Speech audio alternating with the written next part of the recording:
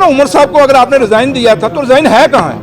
आप कह रहे हैं ना, आप कह रहे हैं उन्होंने रिजाइन दिया था, फिर रिजाइन का कॉपी कहाँ पे अगर उन्होंने रिजाइन किया हुआ है? ये बात के जहाँ तक ताल्लुक है कि अगर उनको कोई प्रॉब्लम है, वो समझते हैं कि लोगों की हमदर्दी करनी है, तो फिर वो उमर साहब के पास आए ना। ये बदकिस्मती है कि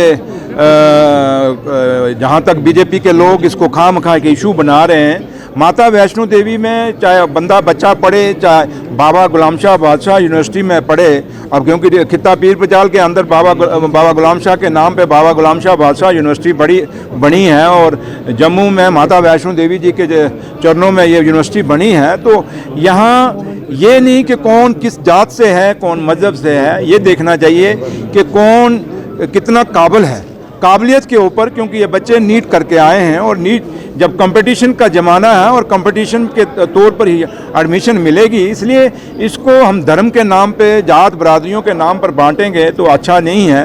क्योंकि जम्मू कश्मीर का एक अपना भाईचारे की मिसाल रही है, और हम खामखा का जब एजुकेशन को भी हम धर्म के नाम पे बांटना शुरू करेंगे तो मुझे नहीं लगता कि फिर काबिल लोग आगे आएंगे।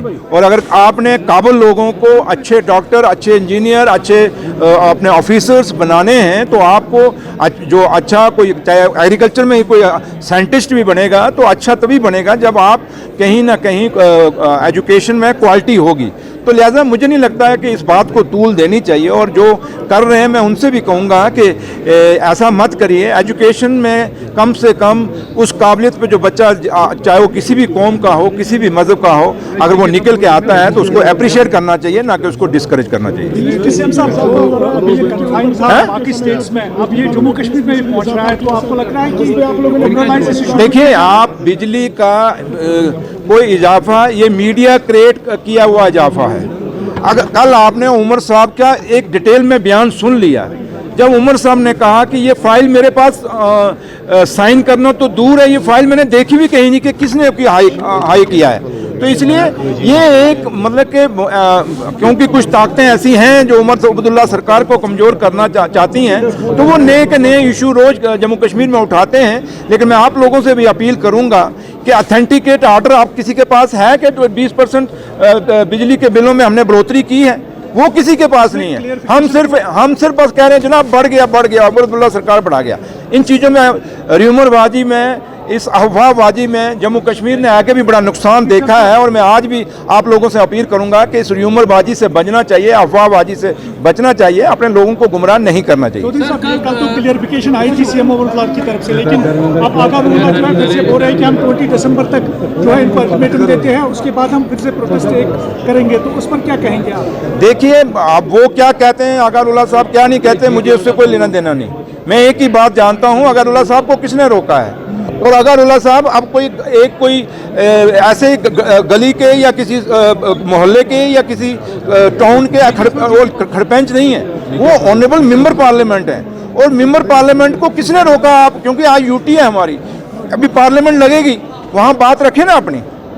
मतलब किसने, आज मैं एमएलए नहीं रहा हूँ तो मैं कहूँ जी मैं प्रोटेस्ट करने जा रहा हूँ, फिर मैं एमएलए किस काम का हूँ? तो इसलिए ये एक ब्रेकिंग न्यूज़ बनाने के लिए, एक अपने आप को खबरों में रखने के लिए आप जरूर ये कह सकते हैं, लेकिन ऑनरेबल एमपी हैं और एमपी का अपना एक प्रोटोकॉल है और उनको बात करनी चाहिए। आए ना सीएम साहब से बात करें, आए वो हिंदुस्तान के प्राइम मिनिस्टर से बात करें, होम मिनिस्टर से बात करें। मतलब सड़क पे एक बयान दे देना एक एमपी को क्या जचता है? अगर आप सही मायने में लोगों के हमदर्द हैं, पहले वो रिजर्वेशन पे बोलना शुरू हो गए, देखा कि रिजर्वेशन पे सरकार ने अपना जो है फैसला वो कर रही है, तो उसको हट के आप आ गए हैं बिजली पे।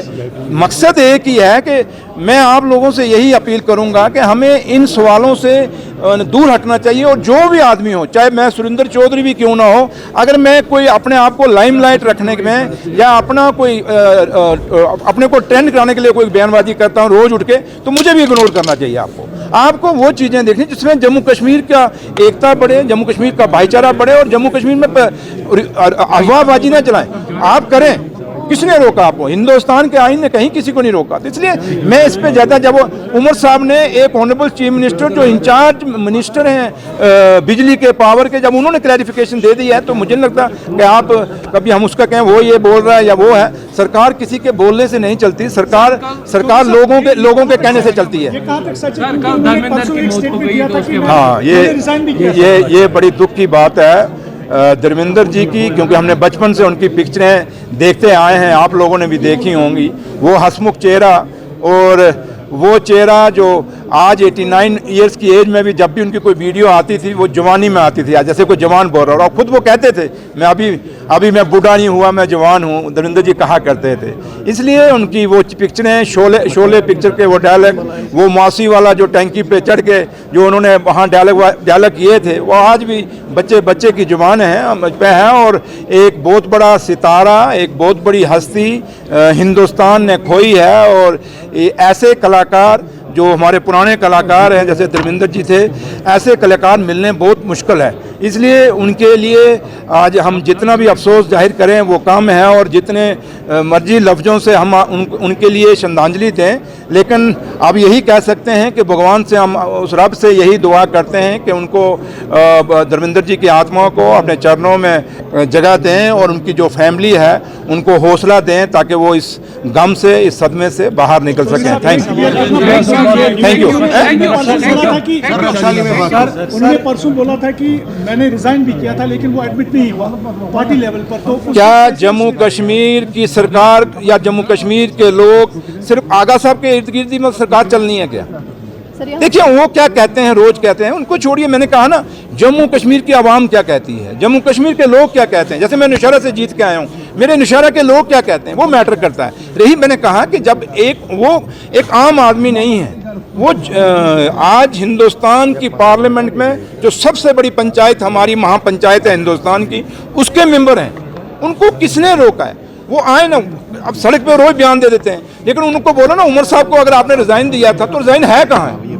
आप कह रहे हैं ना, आप कह रहे हैं उन्होंने रिजाइन दिया था, फिर रिजाइन का कॉपी कहाँ पे अगर उन्होंने रिजाइन किया हुआ है? दूसरी बात कि जहाँ तक ताल्लुक है कि अगर उनको कोई प्रॉब्लम है, समझते हैं कि लोगों की हमदर्दी करनी है, तो फिर वो उमर साहब के पास आए ना। उमर साहब ऑनरेबल चीफ मिनिस्टर हैं,